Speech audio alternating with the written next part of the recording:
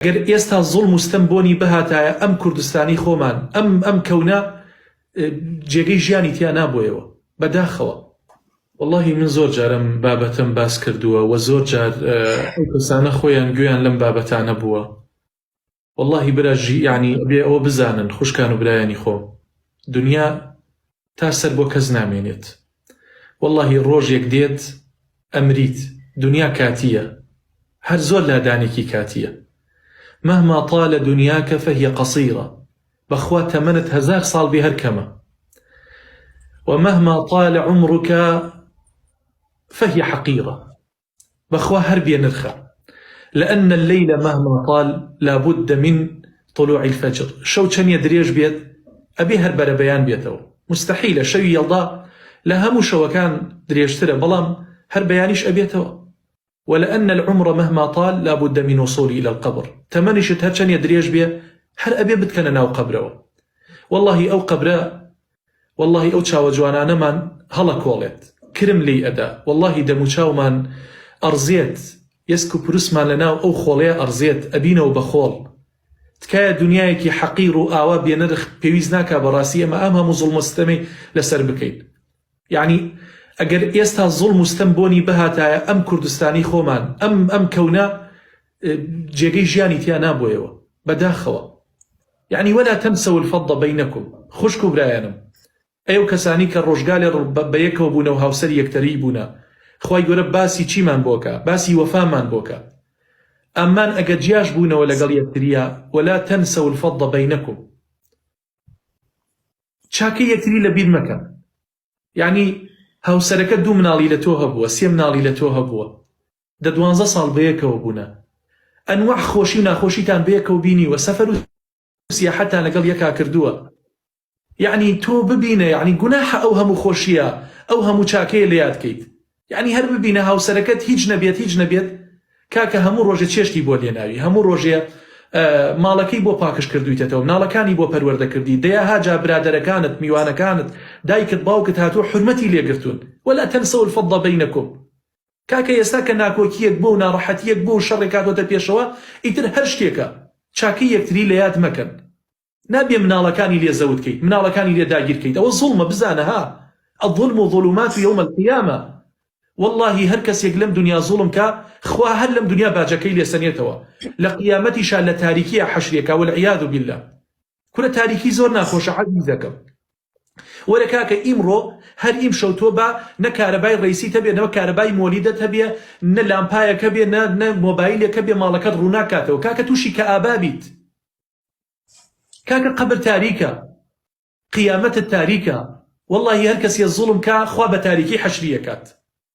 ئەوە زوڵمە تۆ مناڵەکانت لە ژنێ داگیر کردووە، یا ژنێ مناڵەکانی لە پیاوێ داگیر کردووە. والله نەسی فەرمودەی لەسەرە، هەر کەسێک مناڵە لە دایک بکات، مناڵ لە باوک بکات، خوای گەورە ئەگەر بیکاتە بەهەشتی شەوە لە خۆشەویستەکانی کات. دایک چەندێ خۆشەویستە، والله مەحرومە دەکا لە بینی دایکت، مەحرومە دەکا لە بینی مناڵەکانت لە قیامەتی. بۆ ئێوە نەزانی ئەم دنیاە هەر ئاوا بە ڕووناکی ئەمێنێتەوە. والله ڕۆژێ لە ڕۆژان دنیا لە بەرچاو تا تاریک ئەبێت، زەلیلی خەستەخانەکان ئەکەوی، زەلیلی سەر قەروێڵا ئەکەوی. کوڕە ڕۆژێ لە ڕۆژان ڕەنگە بێ تۆ 4-5 ساڵ 4-5 مانگ بەس هەڵک دایبی و حەفاظەت پێ هەڵگرێت. کوڕە والله یەک جارێ دایبی و حەفاظەت پێ هەڵگرن بمری باشترە. یعنی کێ زۆر نزیکە لێتەوە هاوسەرەکەت؟ کێ زۆر لێتەوە نزیکە دایکت؟ کوڕە دایکت یەک جارێ دایبیت بۆ بگۆڕێت، والله لە دڵی خۆتەوە تەمەنای مردنەکەیت. ويأتيه الموت من كل مكان. لهمو شوينك ومردنت بودي وما هو بميت، بس نامريت. كوري يك جاري خود بيسكيت، ها يك جاري بس آوا لوتي أن بقرن بلين بون بديه، إتر تو بمري باشترا.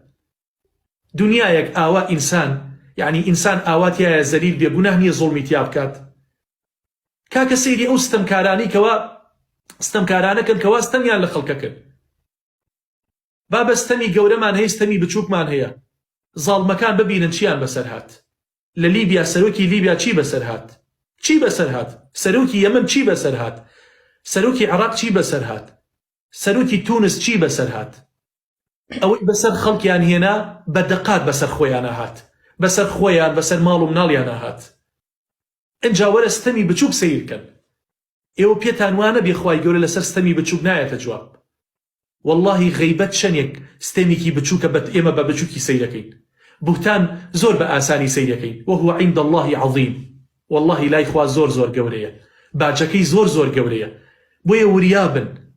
کاکە دڵشکان ئاسان نییە. کاکە خۆت بێنە شوێن ئەو کەسەی کەوا دڵی ئەشکێنیت. خۆت بێنە شوێن ئەو کەسەی کەوا کۆمنتێکی ناشرینی بۆ نووسیت.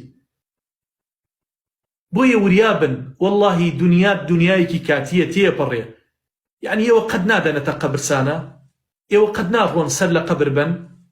یعنی ئەو مرۆڤەی کە چۆتە ناو ئەو قەبرەوە ئاسن بوو، مرۆڤ نەبوو، ئاژەڵ بوو، چی بوو؟ نا مرۆڤ بوو وەکو تۆ عەزیزەکەم. كل من عليها فان. بەخوا تۆش ئەچیتە ناو ئەو گۆڕۆ. بۆیە فکرێ لە خۆتان بکەنەوە عەزیزانی خۆم. دنیا ئەوە ناهێنێ. کێشەیەک لەگەڵ خێزان تا بووە لێی جیاوە بوویتە، بەڵام مناڵەکانی لێ مەحروم مەکە. مناڵەکانی لێ مەحروم مەکە. ئیمڕۆ دەسەڵاتت هەیە و دەسەڵاتت بەسەر ئەم ژنەیە بەسەر ئەم پیاوەیە هەیە، بەڵام دوو ڕۆژتر بێ دەسەڵات ئەبی یەقینت هەبێت.